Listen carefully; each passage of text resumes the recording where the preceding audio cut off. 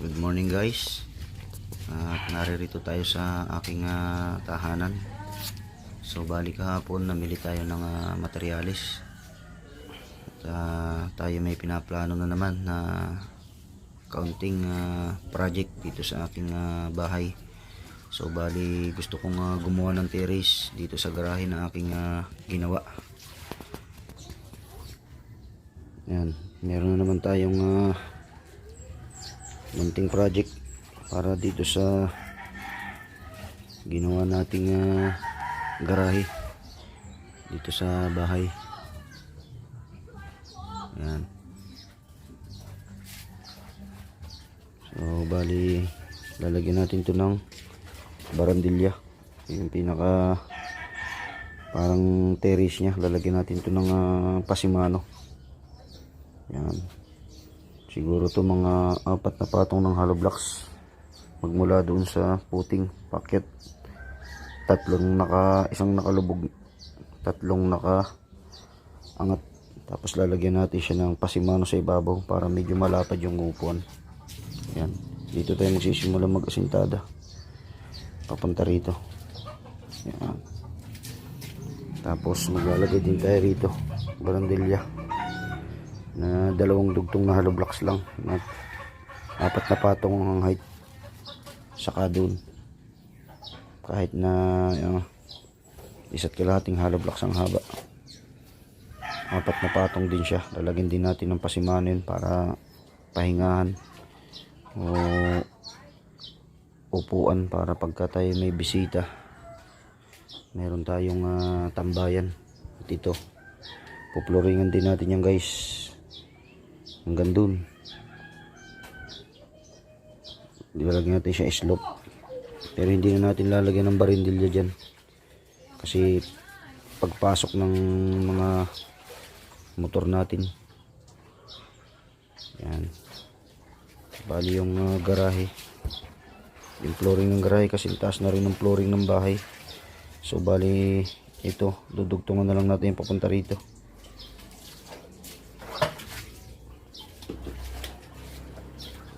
Dudugtungan na lang natin yan papunta ron.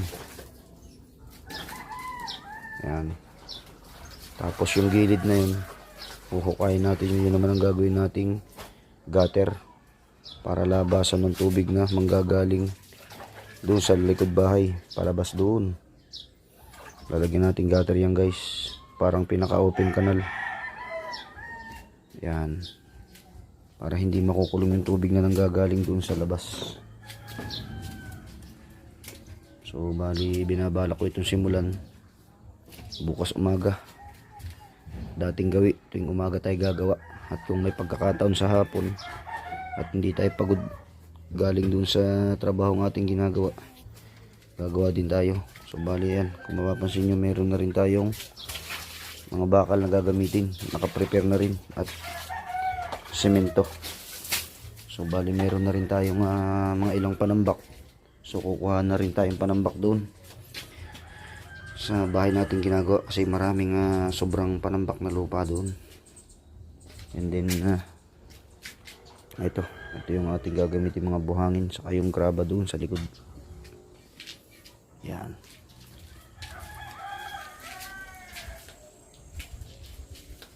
So ito yung ating ginawang garahe noong nakaraang linggo. Yan.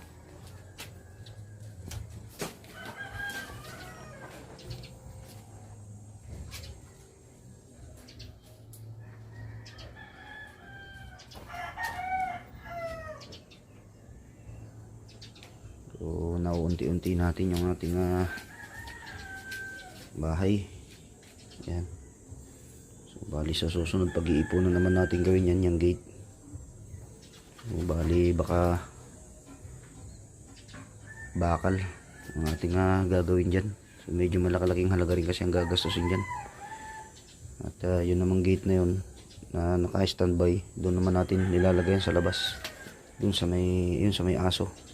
Papansin nyo yung aso na yun, lalagyan din natin ng gate yun para 2 ating gate. Pag may gate na yun, pwede na natin itambay doon yung ating mga motor. At pwede rin natin lagyan yun ng garahe din. Yan. So bali ganyan ang aking plano para dito sa aking bahay. Yan. Alright, at tayo'y mag-aalmusal na. Tayo maliligo at tayo papasok sa ating trabaho. Magandang umaga po sa ating lahat guys. Mabuhay po tayong lahat.